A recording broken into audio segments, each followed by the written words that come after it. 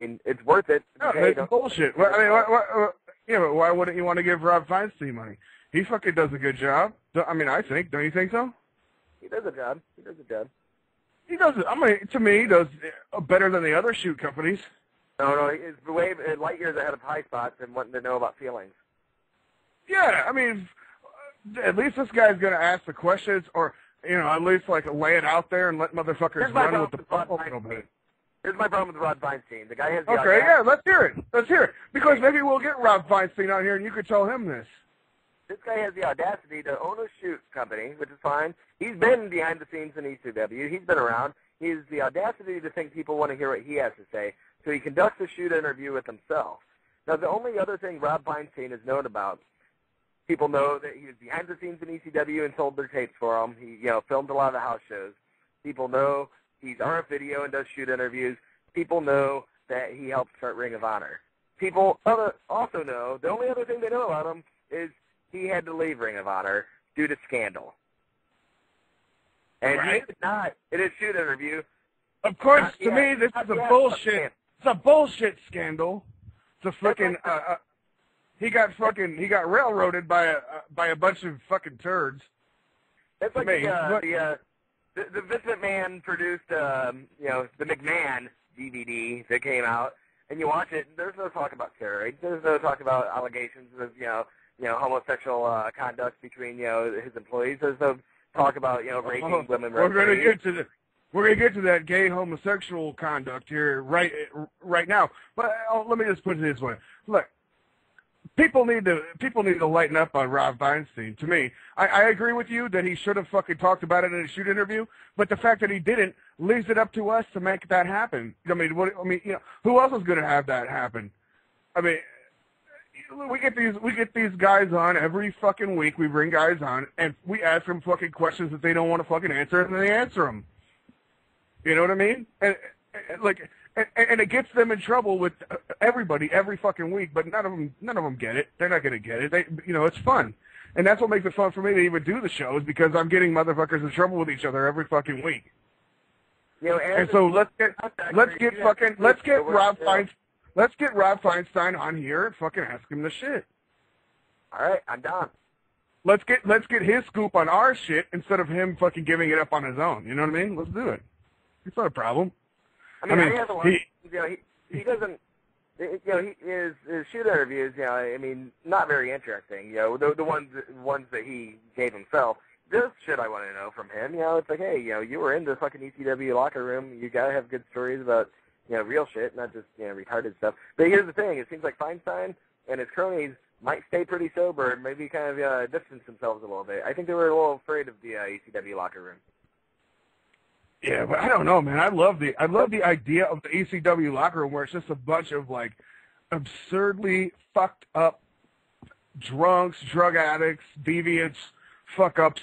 That's what made that fucking company. Now you got a bunch of fucking indies trying to like have a bunch of pussies up in them every minute. They can't take the fucking rockers. The rockers all get fired out of every company. I gotta have a company. The fact that you don't have a company is criminal. Let's roll tape. Let's roll tape and hear this. Let's roll tape, because you brought up the gay stuff. This is Black Bart, and everyone needs just to listen to this. You got to just kind of listen closely to the whole fucking story about this, and I'll be very quiet when we listen to Black Bart talk about how Lanny Poffo. Let me just say, Dave Hebner, fucking Lanny Poffo, Black Bart, Vince McMahon, they're all in this story. Just listen. I was going to ask you about Vince. I think in an interview you said that Vince sent some people after you to see if you were a switch hitter. Can you elaborate on that? Vince McMahon, I was up there 13 months, and all I can tell you is fact. The ring crew, when I was up there, was 18 to 19-year-old gays, okay? And this is in 89, 90, in that era. Vince was doing our taping. Well, these guys on the ring crew had a bus. It looked like an Elvis Presley bus. Vince would walk in there. I'll tell you how I know, because I wouldn't even know it. But Dave Hepner come got me and said, "Come here, I want to show you something. Watch this. Watch this." Well, I swung by and get a 6-pack of beer, and we go up to the balcony above that bus. Well, Vince McMahon is finishing up his hour program. He was an announcer then. Right. And he comes out, he's undoing his clothes, climbs onto the bus. Dave says, "Wait, just hold right here, stay right here." About 45 minutes later, about 5 beers, here comes Vince, putting his shit back on. Now, A, B, C, and D again. I ain't never, ever, ever seen Vince McMahon actually in the action of. Okay? He sent Lenny Poffo, I think. Now, I knew Macho Man through the years. I wrestled with all, I traveled with all them guys. It is this Lenny Poffo.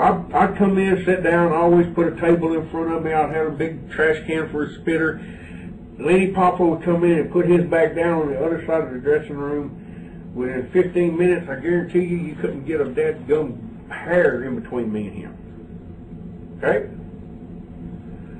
Finally, I said, "Lenny, I ride with you.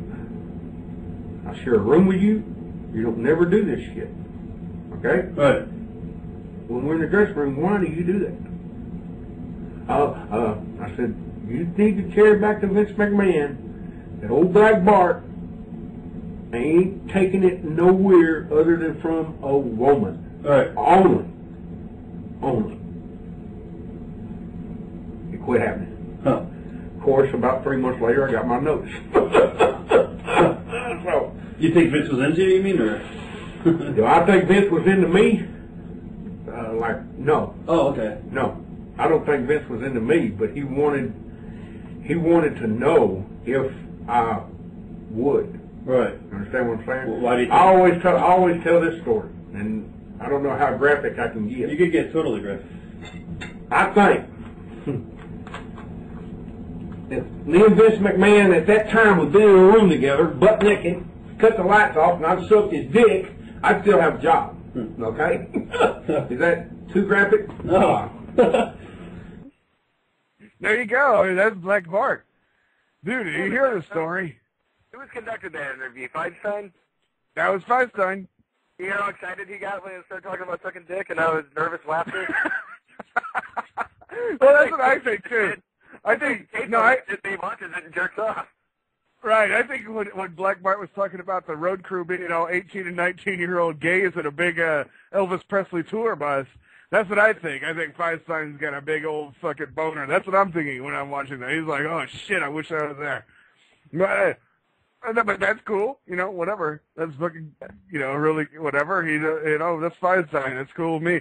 But, what do you think about Black Bart? I mean, this guy's bringing it all out. We keep hearing the allegations and the stories and all that. And this one's from Dave Hebner, Lanny Poffo. I mean, bringing Lanny Poffo in to, he said Lanny Poffo is basically the gaydar of the locker room.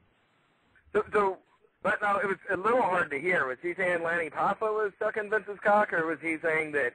No. He said Lanny Poffo would come in and get real close, cheek to cheek with him at the table where he was sitting, spitting his chew out and shit like that.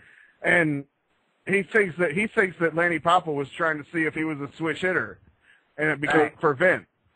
He thought Vince sent Lanny in to fucking see if he was a switch hitter, Well, I can kind of see that because, after having seen Lanny's shoot interview, I think he's probably a pretty good guy, but I also think he's probably a pretty loyal guy. And if his boss is like, "Hey, Lanny, you look kind of like a fag, but you go scout some talent for me," I can do that. But see, I never thought, dude. But this is it, and this is why I love wrestling so much. And people will never understand it.